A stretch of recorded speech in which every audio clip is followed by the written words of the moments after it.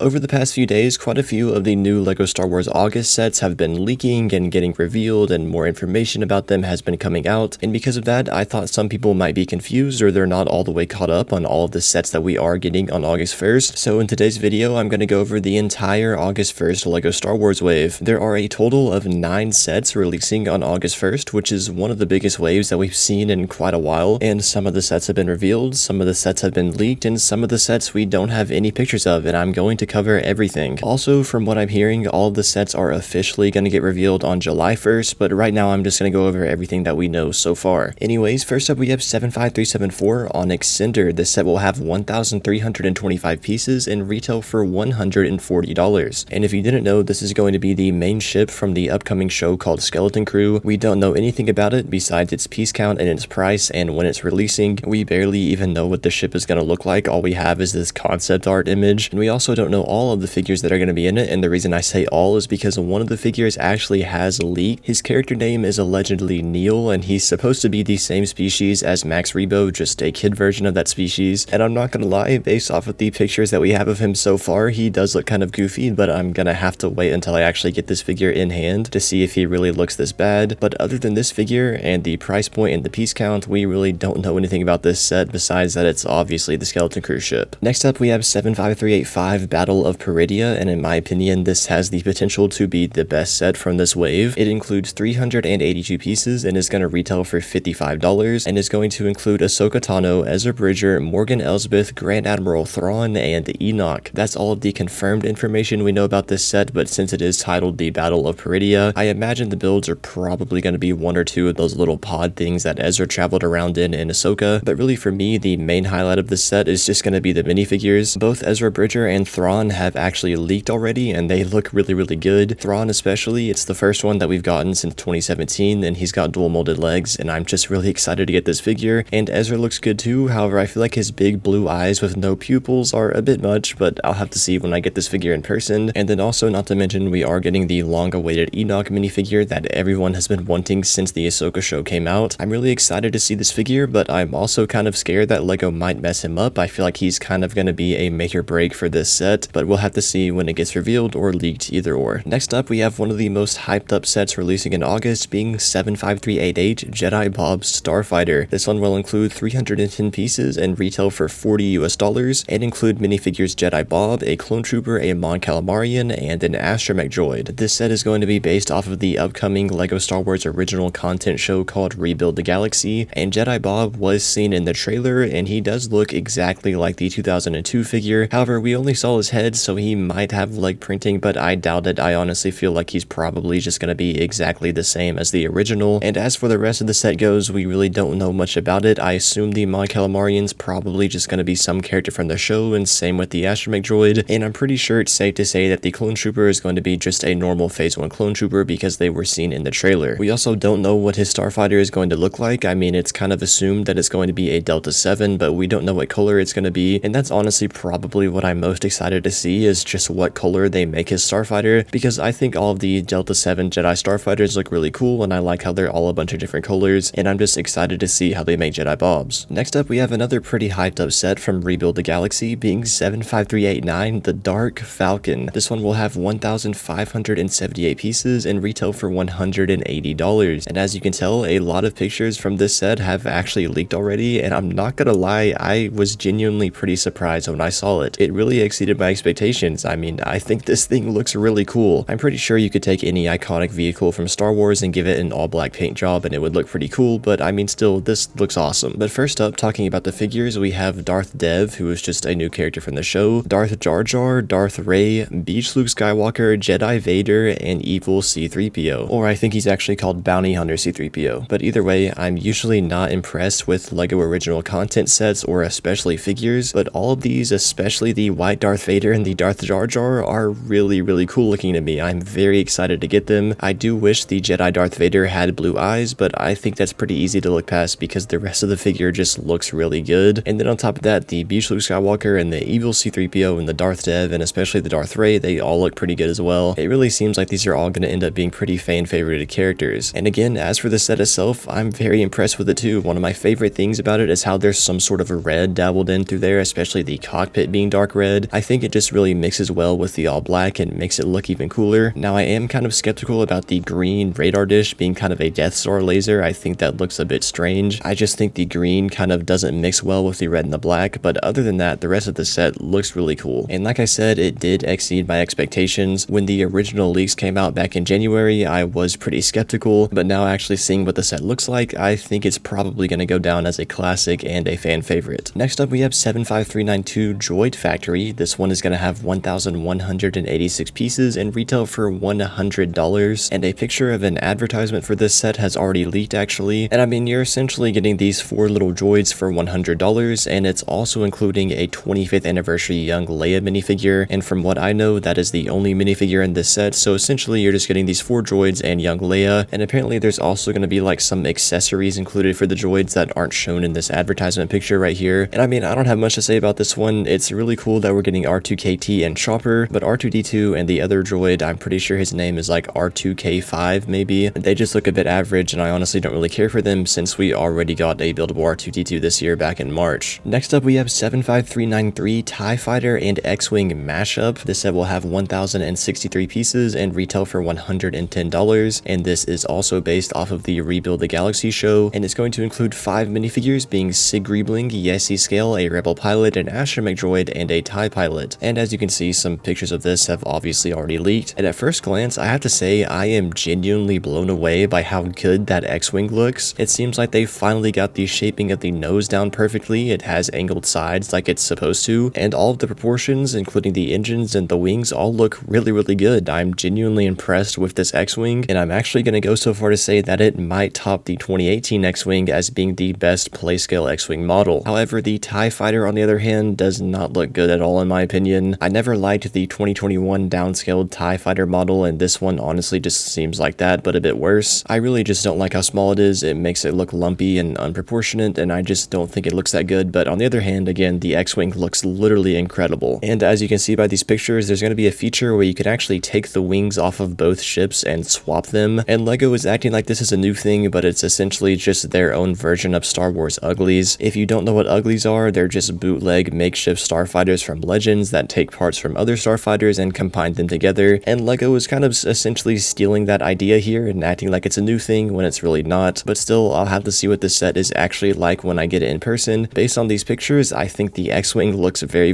good, and the TIE Fighter is not that good. Next up, we have a set that got revealed quite a while ago, being 75394 Imperial Star Destroyer. This one will have 1,555 pieces and retail for $160. Now, I've been really trying to save all of my in-depth thoughts on this set for my review when I actually get it in hand and see what it's really like, but in short, I think it looks very good aesthetically on the outside. The detail is incredible. The main bridge area on the outside looks really good. The cannons look really good. It just looks incredibly detailed. I just think it's way too small. As a LEGO set, I just think this is too small for a ship that is supposed to be a large capital ship in Star Wars. It's just not really working for me. However, again, I think the detail on the outside is very well done. Next up, we have 75396 Escape from the Sarlacc Pit. This one will include 558 pieces and retail for $80 and include minifigures Luke Skywalker, Han Solo, Chewbacca, Lando Calrissian, Boba Fett, a Weequay, and a 25th anniversary Nien Nunb minifigure. Now, the minifigure lineup is about as good as you can get for a set like this, although I'm pretty skeptical of that price point and the piece count. Initially, when I heard this set was $80, I assumed it was going to include 2 desert skiffs and a Sarlacc Pit, but seeing that it only has 558 pieces and how LEGO has kind of been cramming a lot of pieces and a lot of detail into all of their sets recently, I'm sort of getting an idea that we're only going to be getting 1 desert skiff and the Sarlacc Pit for $80, but let's hope for the best and hope that this set is actually going to be 2 desert skiffs and a Sarlacc Pit and not just 1, because that would be an absolute scam. And then last and probably least, we have the set that everyone's kind of forgetting about and probably doesn't really care about in general, and that's 75398 Buildable C-3PO. This one is going to have 1,138 pieces and retail for $140, and I mean, it's just going to be a buildable C-3PO. I imagine it's going to be in scale with the Chewbacca from last year and the R2-D2 from this year, because those two sets are in scale with each other and they look really good on display with each other together, so it makes sense to me at least that LEGO would make this C-3PO to scale with them as well. Other than these 3 sets potentially looking really good on display together with each other, I don't really expect much from this set. I just expect a pretty solid C-3PO build. Anyways guys, that is all 9 of the LEGO Star Wars sets releasing on August 1st. Let me know which ones you're most excited for. If you're new, please consider subscribing, and if you want to check out more of my videos, you see the link on screen right now.